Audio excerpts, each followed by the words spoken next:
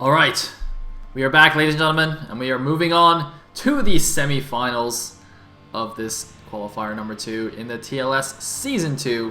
But first, a huge thanks to our sponsors, Ro4 and Twitch TV. As always, they are very awesome, and you should go show them some love. And Team Liquid, of course. And of course, it's Tupacalypse's birthday! Tupacalypse, the head honcho, the main organizer man of TLS. It's his birthday, so happy birthday, Tupac. Yeah, cool. Alright, first semi-final is going to be a TVZ between Andrey and Napoleon. That's right. Andrey, of course, the person who gave a very interesting interview. I'll just leave it at that. He did an interesting winner's interview for last season of TLS. You should probably read it. It is very amusing. And Napoleon, on the other hand, Race Picker plays Zerg, or plays EVT, ZVP, but TVZ, and is quite good at well, all those matchups actually. His TVZ is actually one of the best in the foreigner scene, in my opinion. Although wasn't really able to show that last season of TLS. So, well, see what he can do here. Hopefully he qualifies again. I really like Napoleon. He's really good. Okay, let's go into the game. Game number 1.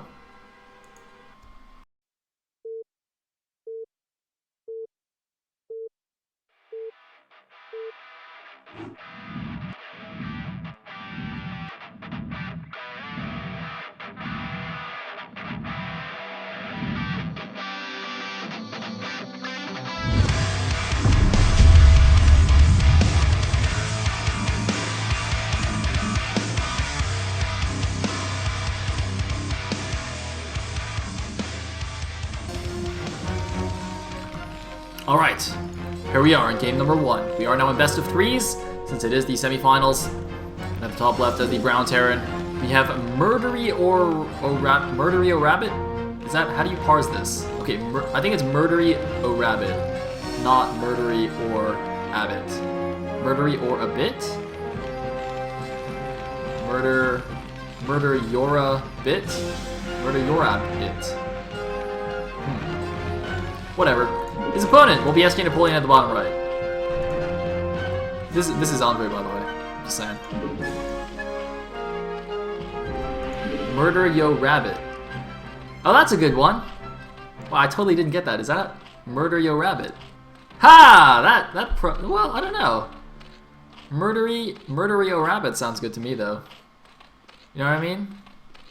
Like he's Irish or something. You know, like this, like Murdery Oh Rabbit. Like he could be a star in one of those old mystery, like noir films, you know? Murdery O Rabbit.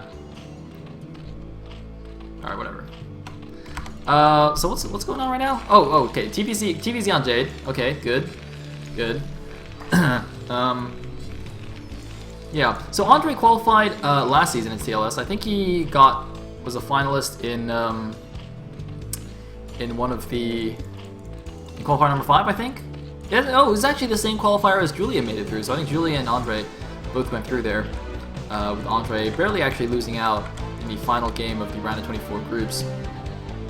Napoleon actually suffered a similar fate, also qualified last season, but crashed and burned in the round of 24. Much to my surprise, actually, I really thought he'd get out of his group, and yet he somehow got 2-0'd. Actually playing a really epic game against, I think it was Infected, might have been Cozy. I can't really remember, one of the Bulgarian Zergs on Sniper Ridge, where the Zerg just went like only Muta and killed him with a maxed army of Mutas.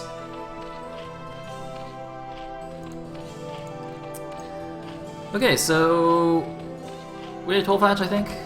Alright, good, yep. Sorry. I'm a little bit distracted because apparently people are not happy with my parsing of Murdery O Rabbit. I seriously did not get Murder Yo Rabbit at all. Now my brain must be just really whack or something. Murdery O Rabbit makes way more sense to me. I mean, I'm just too cool for you guys. You can't appreciate my genius. I think that's what the most likely explanation is. Anyways, so this SUV looks like it's like trying to block the third hatch or something. didn't really block it very much. But andreyy is going for a factory opening, which is quite curious. He's also pulled the guy off gas, but it looks like it's a one-fact expand, which is quite interesting here. Yeah, he's pulling out something unorthodox. This is quite interesting because I saw two of the coolest factory opening builds on this map in Pro League.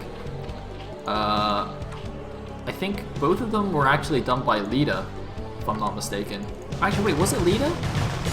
I'm pretty sure they were both done by Lita. Once against Sulky, once against Jadong. Or wait, was it C? Oh my god, I can't believe I forgot who the Terran was. But like, in one game he went like a 1-fact 2 racks all in off one base, but with some really sneaky mind games to fake it.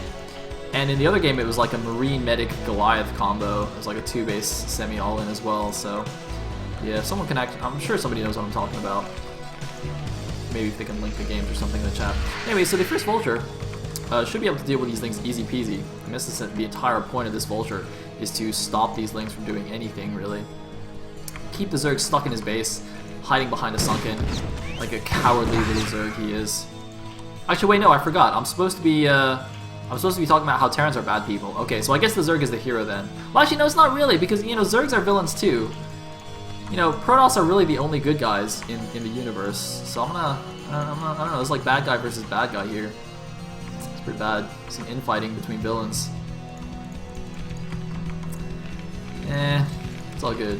Ooh, we actually have a full mech switch here. A lot of times 1-fact expand openings turn into, like, you know, fast vessel and going back into bio, or some kind of weird drop play, like Vulture drop play. It's not, I mean, 1-fact expand is not always just, you know, going for pure mech by any means, but it looks like in this case it is, which is very interesting. So pure mech in TVZ is one of those things we actually don't see that much in the high levels of Terran versus Zerg play, but it's actually a lot easier, like mechanically, to pull off. So you actually see it a lot more, I think, from lower level Terran players. I know, like when I off race and I play TVZ, I almost always go pure mech because I just can't handle the biocontrol. That is a gigantic error there. That should never ever happen. That Vulture's entire purpose in life is to stop Zerglings from moving out away from the Zerg's natural, and now Napoleon can freely do whatever he wants. That is horrible. And also now the Terran has no scouting outside the Zerg's base, so if Zerg goes Ling all in right now, he has nothing to see it. Man, that is actually just really bad. I mean, we even saw that happen last season, and I think the round of... I can't remember. It was Terror versus Michael. Was that round of 8? That might have been round of 8. I think that was round of 8, where Terror went for the same 1-fact expand opening. He lost his initial Vulture, and Michael actually just Ling all in him and killed him, and he had no way to see it. And we do have some Willings coming out, but it looks like, ooh, andreyy actually has a good plan here. He's actually walled himself off almost completely. I think it's actually a gap on both sides. I'm not sure, though. But, yeah, that's going to help him defend, and this is actually really smart. I didn't realize he would do this, but now that I see, that's entirely why he put the barracks here. I didn't realize that before, but this is, in fact, really cool. It's really good stuff. So we got Le Hatchery at the close third, which, you know, is not something you see, or rather, it's more common to see the Zergs take another main as their third when they're going 3 Attribute, but in this case, since he is going to be facing pure mech, and he saw that from the Goliaths, taking this close third is actually good. It's actually absolutely fine. You know, you can't defend your base with just 2 lurkers anyway, so there's no point taking another main. You might as well take the close base, make it safer against, you know, Vulture Harass, or just any kind of big attack. And now this is going to be quite cool. This is really not some, you know, a strategy that we've seen very much in TLS or even in many foreigner games. So basically what's going to happen here is the Zerg style to counter mech is basically to expand very aggressively and to go mass Hydra and Muta. Usually it's both. Some players will actually just try and go pure Muta or pure Hydra, but usually it's a combo. And you get +1 carapace for the Mutas, and you get +1 attack, or you get attack upgrades for the Hydras, as they're your main damage dealers. So it's a pretty cool style. It's basically just turns into, like, you know, masses and masses of Zerg units throwing themselves at the unstoppable mech army. It's really kind of very lore-like. Is that what I'm trying to say? Is there a better word for that? I don't know. It looks cool. And of course, the Terran will just be massing Goliaths and tanks, and occasionally sending out some Vultures to be annoying. I don't know why that guy's idle. Maybe he made the turret and swung himself all the way back there. That's weird. Anyway. Yep, there's the third base, and Zerg can even really just take a fourth pretty quickly with the Terran just on 2 base, because essentially, you know, the mech army takes quite a while to get rolling. You really need a very solid base of units before it becomes effective. In very small numbers, it's not cost efficient at all. You really need the, you know, a substantial number of units. So it takes quite a while for the Terran to actually be able to move out of his base, which really gives the Zerg the freedom to expand quickly. And as you can see here, Napoleon is doing exactly that, taking a 4th base even though he knows, you know, there's no Terran 3rd anytime soon. He's completely confident doing that, and he's absolutely right to be. Getting +1 attack upgrade, as I said. He's also getting +1 carapace, as I said. You know, this is all very kind of standard response to a Terran going for pure mech. And he's poking around with his Mutas still, but notice he's not being overly aggressive with him like he might be against a player who's going bio, because of course the Goliaths with their very long range make it hard to actually be overly effective with these Mutas. So, you know, better just to kind of try and pick off what you can, keep the Terran back, but really can't be too greedy with them because the Goliaths just have such a long range with their anti-air attack. Meanwhile, looks like we actually have science facility already here, as well as a 3rd fact being added. So that's actually, once he gets a radio, that'll really help obviously with the with diminishing the unit count. That's just going to delay his initial move out by a lot as well, because he's really not getting his factory count very high, not getting a lot of units. So even if he does deal with the Mutas, you know, if Napoleon just starts massing out those Hydras, he still won't really be able to do too much against that. Meanwhile, Queen's Nest on the way already. Now the cool thing about this is this may be Hive or it may actually be for Queens. Because, you know, when you're playing a ZVT against mech, you don't actually need to rush for Hive like you do. Oh yes, it's Queens! It's Queens! Is he getting Broodling? He's not getting Broodling yet, but basically, when you're playing against mech, you don't need to rush for Hive, you don't need to rush for Defilers. You can actually stay on their tech for a very, very long time. In fact, a lot of players will only get Hive once they finish, you know, 2/2 upgrades and they need more upgrades.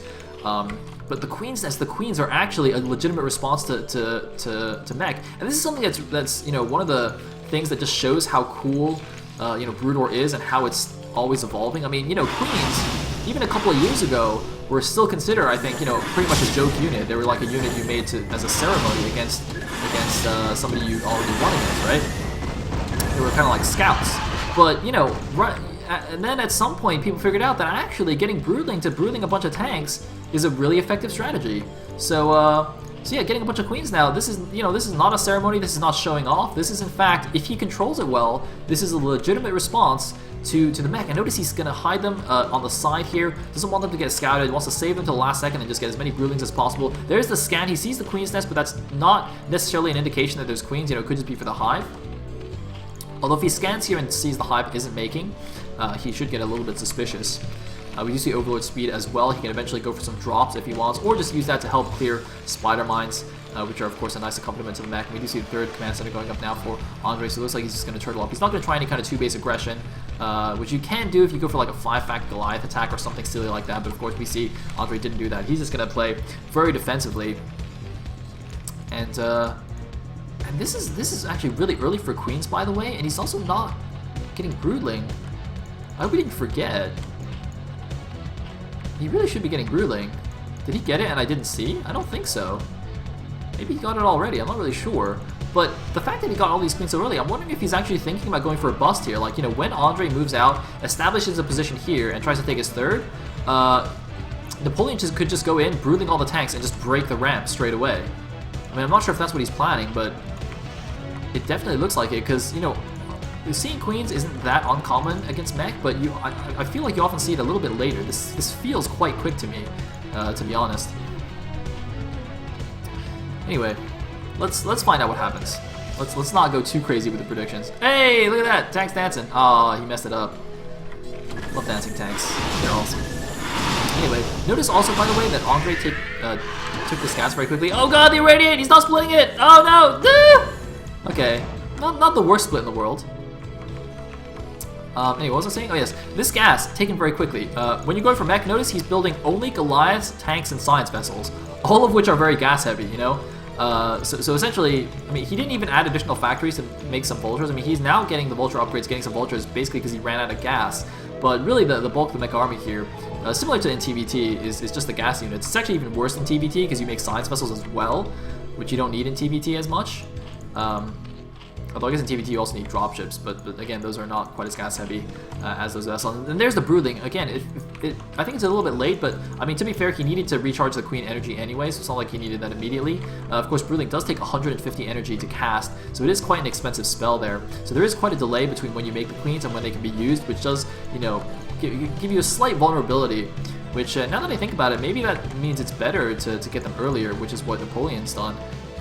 Because there's no chance of the Terran attacking so early anyway, so, you know, go for the Queens first, start recharging the energy, and by the time the Terran can actually move out, it's all ready to go, and you've already resumed unit production, rather than, you know, making Queens later on and having to wait for them. And here we go! Where are the Broodlings at? The unit's moving in to start tanking damage! He's gonna start Broodling in the tanks! Broodling on the tanks, Broodling on the back tanks, none of the tanks are sieged! The Hydras are going in, there's so many Hydras, he's going for the break, he needs some more Broodling! If he Broodlings all the tanks, the Goliaths will not be able to stop the Hydras. There's irradiated Hydras in the middle though. They're gonna do splash damage to all the surrounding Hydras, but that is so many Hydras. Oh my god, there's a stupid number of units. Good job, GG, and Napoleon with the break. Exactly as I said. Not gonna play the waiting game, not gonna sit around, just gonna go for the kill. Wow. That was awesome. I can't believe how many units he had. Did you just see how many Hydras there were? Man, so that's what I'm talking about. When you play against Terran Mech, it's just a mass unit spam. Oh, so zergy, so zergy. Alright, we're gonna go to a quick 30-second break and then be right back with game number 2. Don't go anywhere, guys.